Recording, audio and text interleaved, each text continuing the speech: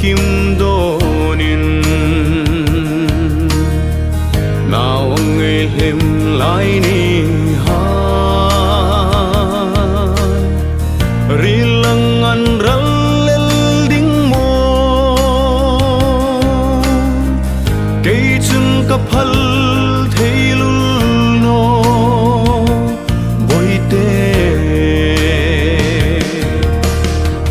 tur thim har sakati ka chang ding ai rut hi mir he pui lovin na rupte lui khi kanul bang no lung lai na lung lam kan vai boi te ka ngai em che ka ngai vong vong che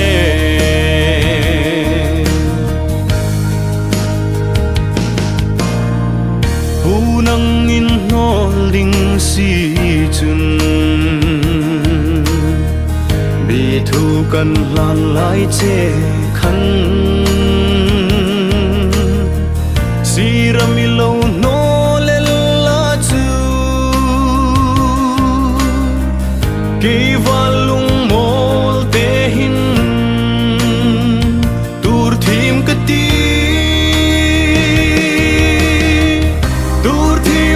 sakati ka chang ding ai rut hi mir he pui lovin na rupte lui khi kanul bang no lung lai na lung lam kan vai boi te ka ngai em che ka ngai vong vong che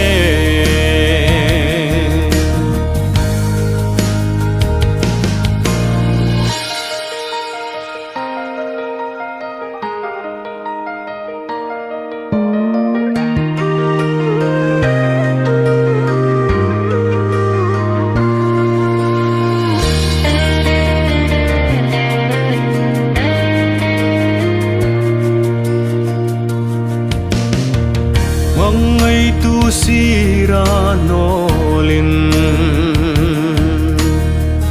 leng dang mi bel santa mo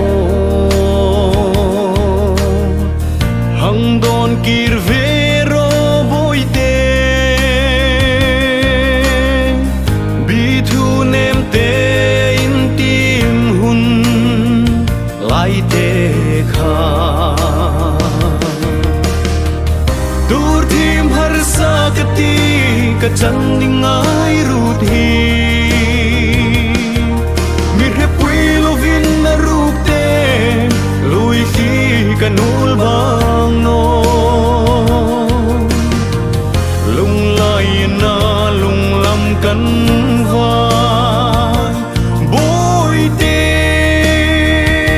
ka ngai em che ka ngai vong vong che